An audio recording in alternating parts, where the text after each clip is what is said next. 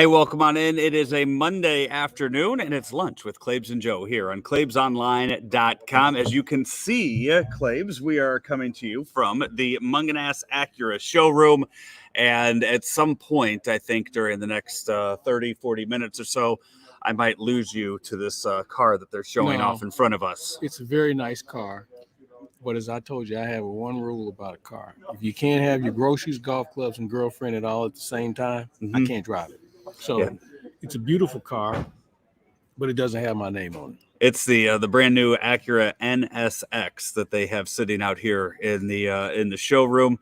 They said they sell one a year, and there's a couple right now. I think they go for about 175. He just told this one right here, 175. Yeah, just 175. It's a good looking vehicle, but I can't do anything with it. Yeah, I wonder the amount of cars that you and I have both bought from Mungenast over the years, if that comes out to 175. Probably not.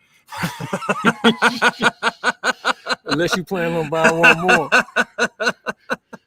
I will be next month. Okay. By the next time we talk, next month we'll be coming to you from Mungenast Alton Toyota, and that's going to be after my week-long road trip up to Minnesota, South Dakota, Nebraska. That big road trip I'm doing South Dakota for some races that I'm running. I'm going to be renting a Sienna from Jamie over there at Mungenast Alton Toyota. So you got the big deal coming up next week. I have the Chicago Triathlon coming up this week. I did a short super sprint this weekend in O'Fallon, the O-Town Hustle this weekend. That was a short. It was a 150-yard swim, 10-mile bike ride, 2-mile run. How many people participated in that? There were about 200 that were in that this weekend. I finished 35th. That's all right. I was happy with that. Yeah. I was upset that I finished fourth in my age group, so I did not get to go up on the podium afterwards. But the third place guy beat me by 3 minutes. There was no way I could make up 3 minutes. Won and lost. What element? I mean, I think for everybody it's different. I feel like for something like that, you could tell it was put on by a bike store, because by the time you got to the 2-mile run this weekend, there were a lot of people walking. There were a lot, and then you go and you look at their times, and they're on the bike going 20, 21 miles an hour on the bike, where I'm going like 16 miles an hour on the bike. Well, there you go. And you can tell that's where it was. Yeah. So I could probably, looking at my times for something like that, I could be much faster on the bike. Okay. But for this weekend, Claibs, it's all about me surviving the swim.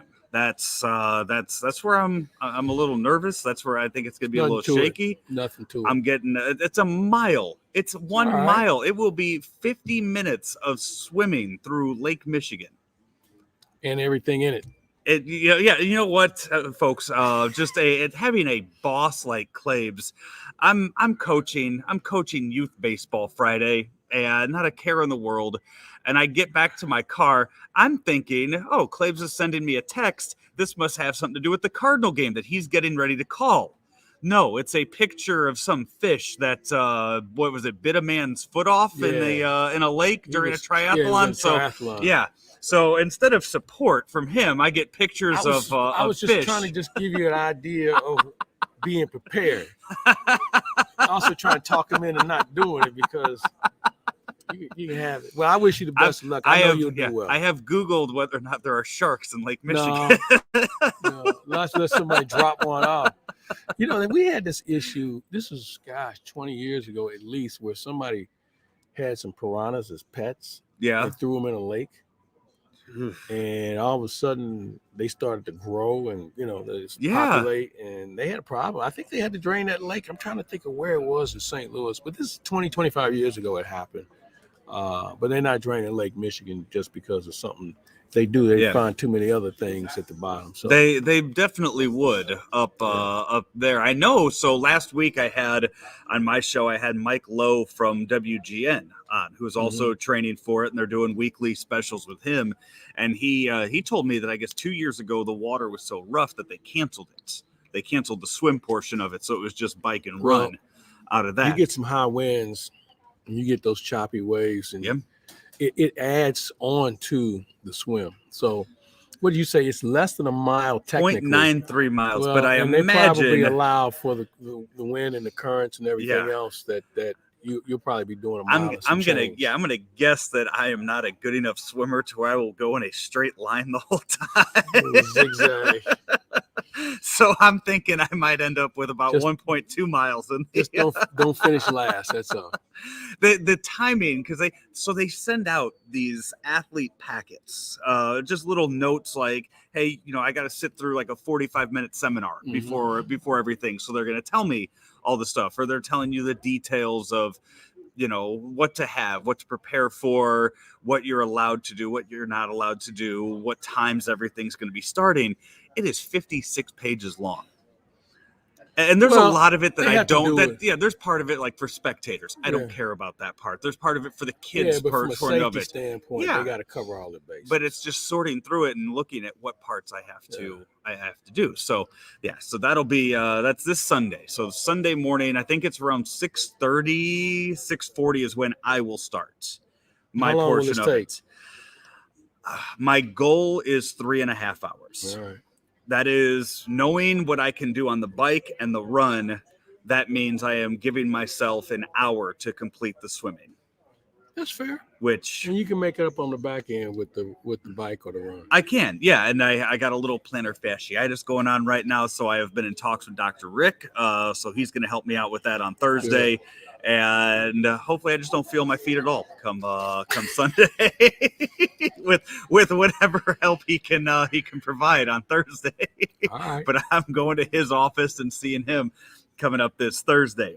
This weekend, the Cardinals were at Busch Stadium. So it was a series in August against the Pirates with the Cardinal team that just keeps fluttering back and forth between making you think they're in the race and out of the race. But I got to think for you this weekend, going down there and covering the series for what it was with tributes to Lou Brock and Bob Gibson with the Hall of Fame in between. I got to think this was a special weekend for you. Yeah, it was for some of those reasons you mentioned. And with it being Hall of Fame week, you see guys for 40 years. I mean, Ozzie and Willie and, we all broke in together for the most part. And to see them and everybody's in good health, and then Vince is there and Ray Langford, and then you see guys like Scott Rowland and Chris Carpenter. So it was a lot of fun with regard to seeing everyone. And as you mentioned, honoring Bob and Lou this weekend was touching, especially yesterday, because I had a chance to visit with Bob's wife, and Wendy's just been a terrific person. And Bob was as good of a friend as I've ever had in the business, and think about him all the time. And Mike and I had a few good laughs off the air yesterday about our time with Bob, and we used to do a radio show together. We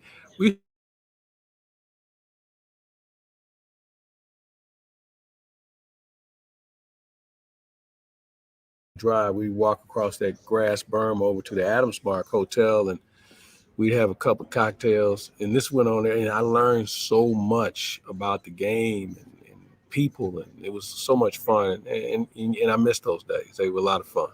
Yeah, that I was down at the Hall of Fame ceremony on Saturday, and then had a chance afterwards to talk with Tommy Herr and Keith Hernandez and John Tudor down there, and just the fact that those three guys all came from the same era of Cardinal baseball, and you saw the fans that were down there at the event, down there in the plaza beforehand, that it just seemed like they were all having such a great time because it reminded them of that certain era of Cardinal baseball, that of Whitey Ball, being at Old Busch, being on that turf field, and I think for a lot of people it brought back memories of Cardinal baseball from 40 years ago, which is completely opposite to what they see today. And I think that's what creates such an interest in people. Man, can we bring Whitey Ball back? Yeah, we could if we had those sort of players, but those sort of players aren't in existence or aren't in abundance like they used to be.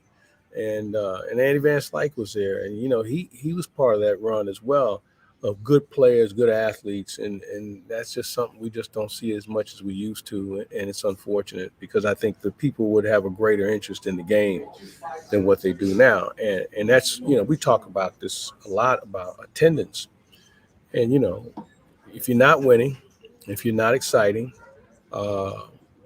you have to give people a reason to come.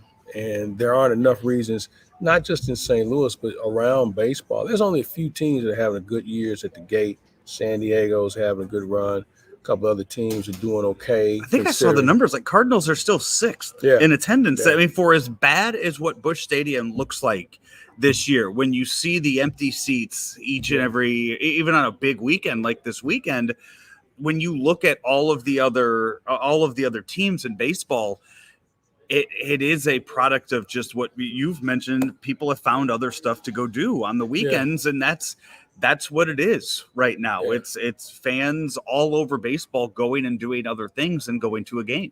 Well, we were in Kansas City. They had their largest crowd of the year on that Saturday. I think fireworks night was part of that as well. But, man, we were in Pittsburgh.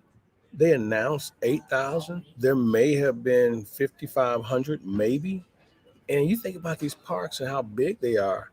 And yesterday they had a good crowd. It was like 34,000, which was good because it's Pittsburgh. But one of the things I've realized, our division, with the exception of the Cubs, none of those teams draw well in St. Louis, unless it's opening day.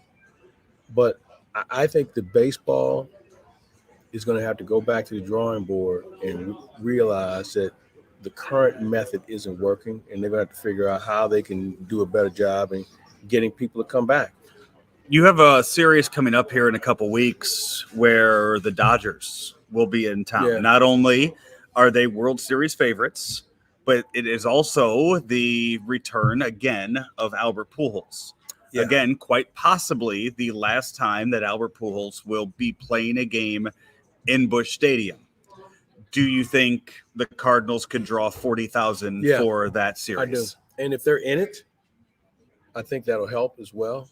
I think the Albert impact is certainly something that's going to come into play. And that's a great point you made.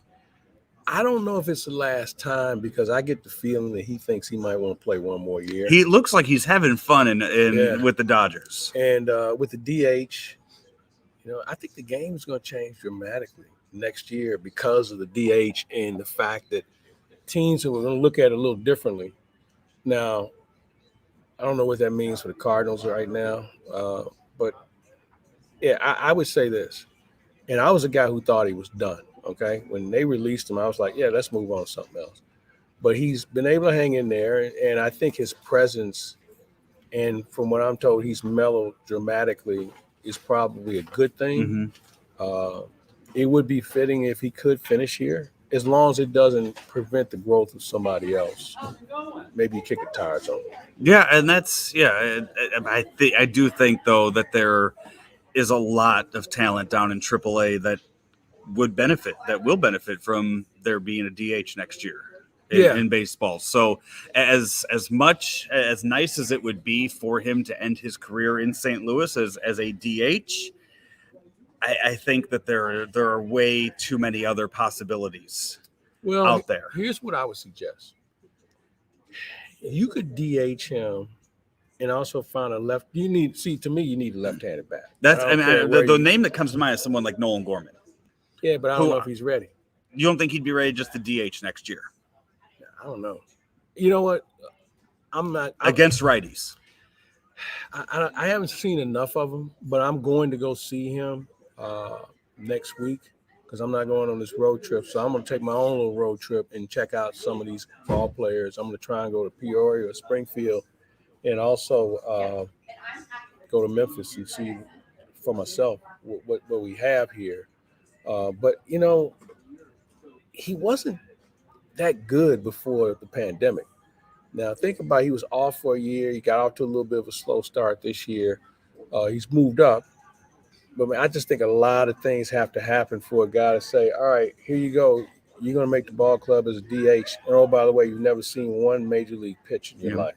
So I think they want to bring him along slowly. But I'd find a left-handed bat. And maybe at some point he develops into the player that you think he can be, and I think he can be. But I don't want to start the season off with that. I think we need to get out early and have a team that's worth people wanting to come see. Another guy who, at the tail end of his career, Adam Wainwright, we saw just another fantastic outing yesterday out of him. 8 innings pitch, two hits, and so he's given up 4 hits in 2 games against Pittsburgh. And it seems like one of those where you looked at it going in. It was a Sunday afternoon game honoring Bob Gibson, who Adam Wainwright had such a great relationship and so much respect for. You kind of knew going into that game that Adam Wainwright was going to be dominant, and that's kind of where we are with him this year. If it's a big moment, you know what you're getting out of the mound with him. Where do you put this season right now that we're seeing out of Adam Wainwright? Where do you put this? I guess, how do you put this into perspective for where he's at with his career? This is as good as I've seen him in a long time. He's been in every game. You know, I mean, what's his record? 12 and whatever. But my point being, he's given them a chance most nights. And that says a lot for a guy who you thought was going to be your 5th starter or your 4th starter. And to take it one step further, I think, first of all, he's the most valuable player of the team. Yeah. Secondly, he and Yachty have a chance to break that record for most appearances together. They're at 298. The record's 324. So if he gets 25 starts next year, along with the starts he's going to get for the remaining of this season, they can break that record. Throw this one in. Now, this is a little bit of a wild card. He's at 179 victories. Let's say he gets 2 more, maybe 3. So now he's at 182. Can he win 18 games next year? I mean, maybe he could win a couple more this year to make that number next year a little easier. I mean, so that's my point. I think that there's a lot of reasons on why they both would and should come back. And maybe they put the band together for one more run, and maybe Albert's part of that. I don't know. I mean, there's a lot of things that have to happen. This offseason is going to be interesting. And you touched on something last week about the inactivity in baseball's offseason compared to the other sports. This might be a way for baseball to give themselves a legitimate shot at attracting fans and creating interest early compared to thinking they're just going to show up because it's baseball season. I worry that it's going to be even worse this year just with the labor agreement not being out. I know they started talking recently about a week or 2 ago. I know that initial conversations have taken place, but I can't see owners going out and signing guys not knowing if there's going to be a season or not. Well, I think there will be. I've talked to enough people to feel like, the issues aren't situations that they can't resolve them. As one person said, as long as they don't bring in salary cap or talk about that, they can get a deal done. I think there's going to have to be some sort of fiscal responsibility on the part of the owners for 2 reasons. One, to save themselves from themselves, but also not to punish fans and or players by saying we're just going to tank and take the money. Yeah, I think we've seen enough of that. And, this Baltimore thing is one of the great embarrassments in sports, and what they're continuing to do on an annual basis. Pittsburgh is not far away. Arizona is also in that same category. And I think that the players are trying to force the owner's hands, hey, put a more competitive team on the field. But outside of just making them sell the team, I know some of the talk has been a salary floor that they've put out there.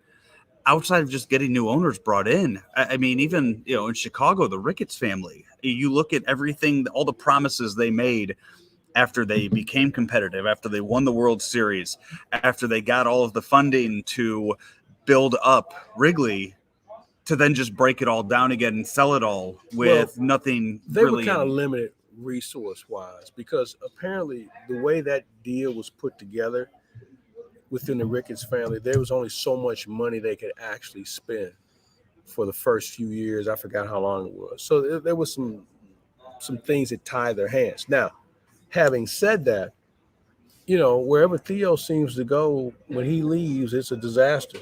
I mean, you think about the Red Sox and how that thing just blew up. Mm-hmm. You see it in Chicago. He leaves, and now everybody's looking around like, what the hell just happened? And that was supposed to be a dynasty. Remember, they thought they could win 2 or 3 of them, and I think everybody did. But they drafted poorly. They stayed with certain guys too long, and this is a great indicator when you look at the successful teams in sports or baseball, man, if you don't have pitching, you have no chance to win. And you look at how poorly they drafted pitchers.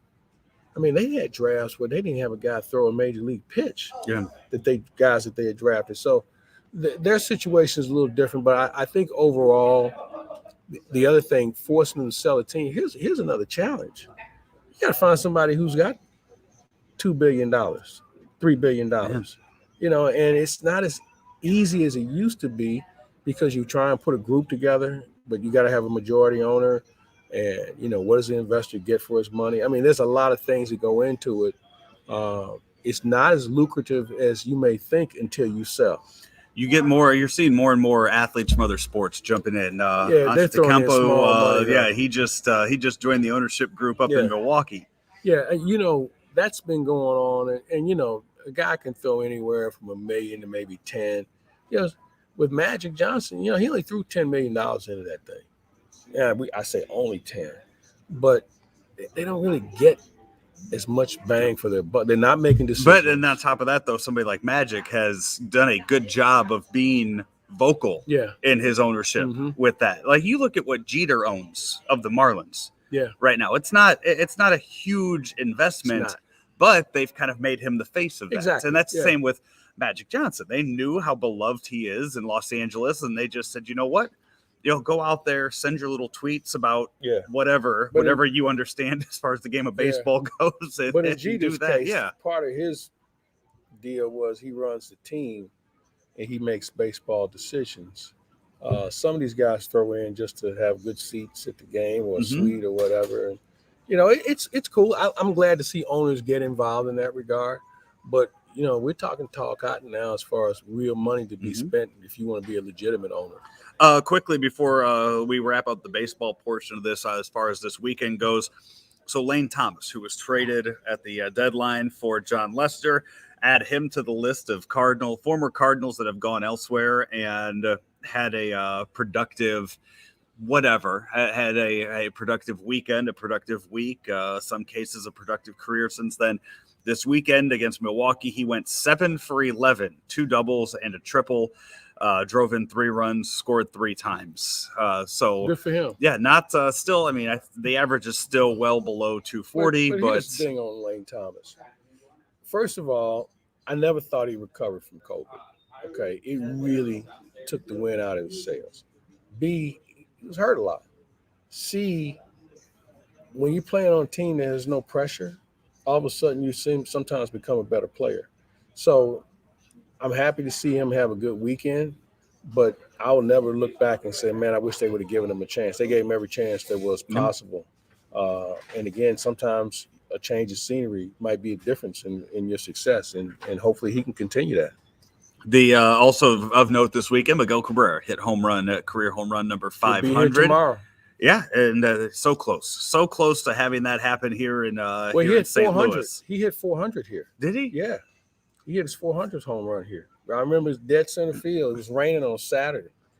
It took him a while to get there. It took him a while to get from 499 to 500. Yeah, but he's had so many injuries. I know, but it's because I saw when he hit that 499, I kind of looked at the schedule and was like, he'll get there before then, and he ended up getting there 1 game before he got here. Well, I remember when he broke in with Miami, and I'll never forget Albert talking about him one day. And Albert and I were just sitting there watching him take BP. And I said, what do you think of this guy? He said, he's going to be one of the greatest players ever. Okay. Maybe I'll start watching him more. And I did. And, he's had an incredible career. Think about this. He's the only Triple Crown winner since they went to divisional play. He's 55 hits away from 3,000. Had he not had the injuries, we'd have been talking about this 2 or 3 years ago. Yeah, and you look at everything, all the moves. He's playing on a horrible team. Yeah, and all the moves that he's made. Starting off as a third baseman, then going to left field and being part of the World Series team. And then I think when he went back to Detroit, he was back to third base for a little bit before they eventually moved him over to first. And you could see as he started to hit more, started to bulk up more. But, similar to what the way Albert started, going third to left and then eventually over to first. Yeah. And then a DH. And, some guys just aren't cut out to be DHs, as far as the process of playing the game. But he's been able to manage it. I'm looking forward to seeing him. I hope he hits 501 Thursday.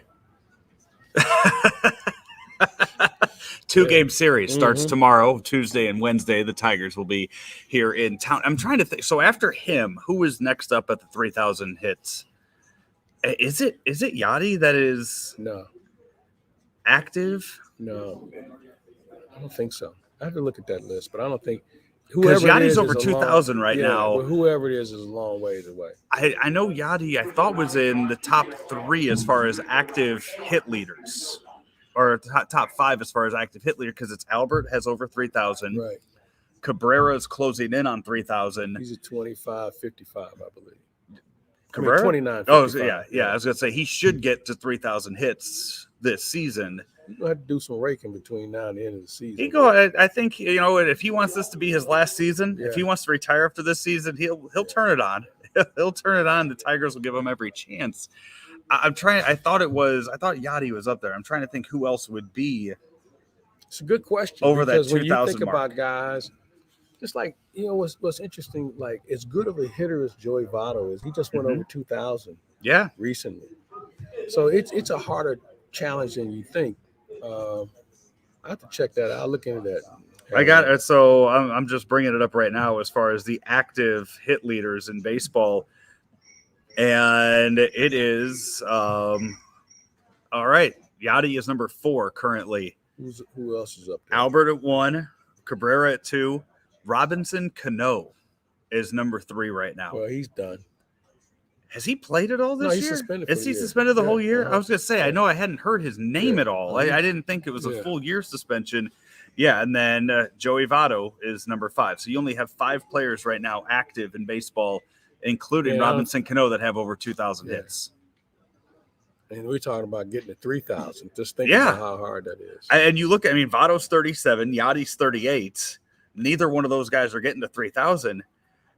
As I'm looking at this list here, which, by the way, number 6 on the list is Nelson Cruz. I don't think there's any chance you could get. You could tell me who number 7 on that list is. I have no idea. Elvis Andrus. Currently the 7th ranked. He's a good player, though. He has 8 over 1,800 hits. I'm looking at this list right now. I don't know if we will, after Cabrera gets to 3. When I'm looking at age here of these, Jose Altuve is at 1739. No. Think about it. It's going to be a while. Mike Trout is 29. He's only at 1419. Yeah, but he can't stay healthy. He's basically missed the whole season. It's going to be a long time, I think, before we see another 3. I get 3,000 hits. I think the same can be said about home runs. I don't think we're going to see a 500 home run guy for a while. I'd have to look at that too and see where the list is with that.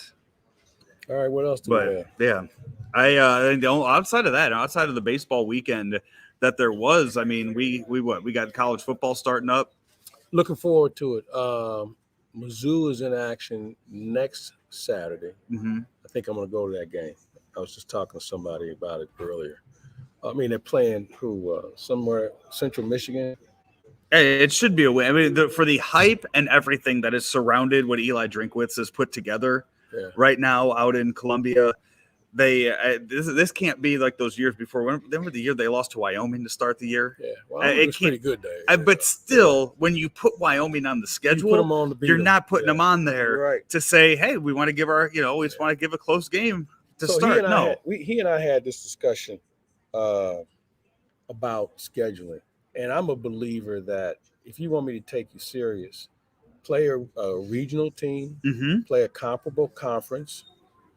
You can have your blood donor, but you can't put a bunch of cream puffs on there and expect anybody to take you serious. Now, the SEC always used to say, well, our league is so tough, we can't afford to put – maybe that's true to a point. But I think if you're trying to gain credibility amongst the voters and getting yourself in one day being a bowl championship series, you got to schedule better. And I'm going to give you a good example. I'm going to give you a team that you might want to pay attention to this year, Cincinnati. Cincinnati is knocking on the door of being in this playoff thing, and they got a pretty interesting schedule. And if they run the table the way they could, I mean, they're gonna push somebody out that we've been accustomed to seeing. Yeah. You also this weekend too, Illinois is in action against Nebraska. So you got a conference game to start off in August. My good buddy Lonte wanted me to come up for that one, and I can't because I'm traveling. But I was thinking about it. But I'm going to get up to Illinois and check them out as well. A lot of Big Ten conference games are starting off this to start the season, start week 1. So nothing wrong with that. I think what it does, it does two things. One, it creates immediate interest. Yeah. 2, you can lose a game in September and still find your way to being in the championship game of your conference. So I think, and then you find out what you have early too. So see, I don't think you know what you have by playing Central Michigan. All right. You're going to have a good idea on what you're going to have against Nebraska. And Grant, this is not the Nebraska of yesteryear. They got a lot of issues going on there, including being investigated. But bottom line is it's a conference game, and obviously conference games are always important. Yeah. As I look through here, top 25 this weekend, else on the schedule, Coastal Carolina, this weekend, no top 25 games. I'm looking already at September 2nd. So you're looking at next week to get any kind of, or is that September 2nd? Is this? No, that's next week. So it's a Tuesday game, Wednesday game? I believe so. Next week, 29th is Sunday. So the 6th is on a Monday. So you move it back. So September 4th, I guess, would be the weekend when this thing really kicks off. Yeah, so it's a couple games this weekend, just to give you something to watch, something to get you ready for football season. Anything jump out at you from the NFL this week? You know what? I find it amazing how they can evaluate players in game situations when they don't play. Some interesting quarterback situations unfolding. It looks like Teddy Bridgewater might be the guy in Denver. And obviously this Trey Lance is doing some things, it's turning some heads. So it'll be fun to watch the development of those situations. But I just find it hard to evaluate anybody who doesn't play. I mean, I think for me, what you have to be able to evaluate is how good your linemen are going to be on both sides of the ball. I think that's the one thing you can do. But as far as the quarterbacks and the receivers and all that, it's still going to be down to timing. But you better get your line straightened out early and know who can play multiple positions, because injuries, now remember, you're adding another game, which I think is insane, but they're going to try it, and we'll see where it takes them. I don't think they're going to try it. I mean, I think it's official. Yeah. Like it's happening. So, all right, we will be back again next Monday. Well, he will be back next Monday. I'm TBD. Yeah, we'll have some ice packs for you. We'll be doing that from our homes next Monday, and I'll see how much I can move. You'll be fine. Good luck to Are you? So what? You guys? It's Detroit, and then you're not going on the road trip next? No. Okay. So I'll be around here. I'm gonna go on the road and see some baseball. All right, we'll talk about that next Monday here on Lunch with Claibs and Joe. We are driven by Mungenast St. Louis Acura, where we are right now. Hey, 300 cars on the lot here at Mungenast St. Louis Acura. Find it online, stlouisacura.com, or head over to the Illinois side. Our friends at Mungenast Alton Toyota at altontoyota.com. Also powered by Ameren, Illinois, and also Ryan Kelly, the home loan expert. Find him online at thehomeloanexpert.com. This, if you've missed any of this, we'll have the replay of it coming up at 5:00 this evening. Also, we will have coming up it'll be on the podcast too, so audio form as well. So if you missed any of this, plenty of other times that you can go back and watch it later today. For Mike Claiborne, I am Joe Roderick. We want to thank our friends out here at Mungenast St. Louis Acura for having us out here this afternoon. We will be back with you again next Monday. Every day, Ameren, Illinois works to deliver reliable energy throughout the state to on-the-go families, in-the-know grandparents, and busy students. But did you know we also have ways to manage your energy? Paperless billing, outage notifications, pick a due date, auto pay, and so much more. So no matter who you are or how you use your energy, there's an option that's right for you. Learn more at amerenillinois.com/options.